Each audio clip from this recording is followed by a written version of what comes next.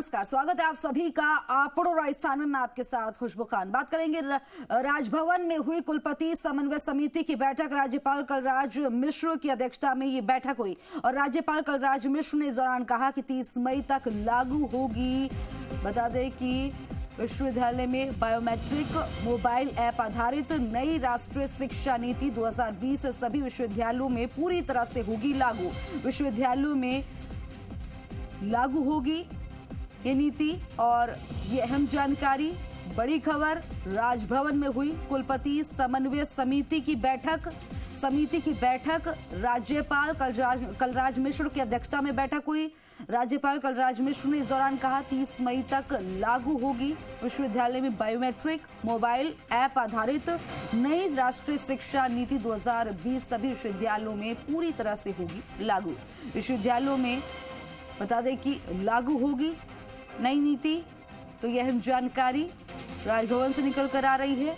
बड़ी खबर है, आपकी टीवी स्क्रीन पर आपको दिखा रहे हैं हर एक बड़ी खबर, यानी कि प्रदेश का नंबर 1 चैनल जी राजस्थान। राजभवन में हुई कुलपति समन्वय समिति की बैठक। राज्यपाल कलराज मिश्र की अध्यक्षता में हुई बैठक। राज्यपाल कलराज मिश्र ने कहा 30 मई तक लागू होगी। विश्वविद्यालय में बायोमेट्रिक मोबाइल ऐप आधारित नई नीति और नई राष्ट्रीय शिक्षा नीति 2020 सभी विश्वविद्यालयों में पूरी तरह से लागू हो जाएगी। ये बड़ी खबर आपकी टीवी स्क्रीन पर इस वक्त की। इस खबर पर ज्यादा जानकारी के लिए मेरे सहयोगी शशि मोहन शर्मा हमारे साथ फोन लाइन पर जुड़ गए हैं। शशि, और क्या कुछ रहा इस बैठक में? देखिए, कुलपति समन्वय समिति की बैठक थी और सरकार के सीधे अधिकार क्षेत्र में आने वाले जो सभी विश्वविद्यालय हैं, जिसमें राजस्थान विश्वविद्यालय, जोधपुर विश्वविद्यालय और एग्रीकल्चर यूनिवर्सिटीज और पशु विज्ञान विश्वविद्यालय शामिल हैं, उन सभी के कुलपति मौजूद थे। साथ में विश्वविद्यालयों में नवाचार किस तरीके से किए जाएं और जो सोलर पावर के आधार पर बिजली की उपयोगिता की जाए, सोलर एनर्जी यूनिवर्सिटीज में बनाई जाए, इसके ऊपर भी फोकस हुआ है। 30 जून तक की डेडलाइन राज्यपाल कलराज मिश्र ने दी है। साथ में नई शिक्षा नीति जो 2020 में केंद्र सरकार ने बनाई है, उसको सभी यूनिवर्सिटीज में पूरी तरह से लागू करने के निर्देश राज्यपाल ने दिए हैं। और बायोमेट्रिक मोबाइल ऐप से अटेंडेंस, कई बार मुद्दा ये आता है कि स्टूडेंट्स की 75% अटेंडेंस हुई या नहीं।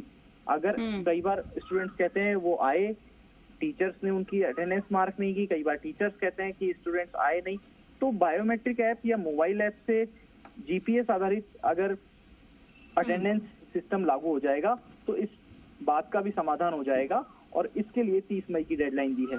तो 30 मई की डेडलाइन मोबाइल या बायोमेट्रिक की ऐप से अटेंडेंस और 30 जून की डेडलाइन सोलर प्लांट विकसित किए जाएं, सोलर प्लांट लगवाए जाएं जहां भी यूनिवर्सिटी में नहीं लगे हैं। इससे बिजली की बचत भी होगी, बिजली का उत्पादन भी होगा और यूनिवर्सिटीज सेल्फ सफिशिएंट होने की दिशा में कदम भी बढ़ाएंगे। जी, जाहिर तौर पर एक अच्छी पहल भी होगी और पूरा डेटा भी इससे आधारित रहेगा।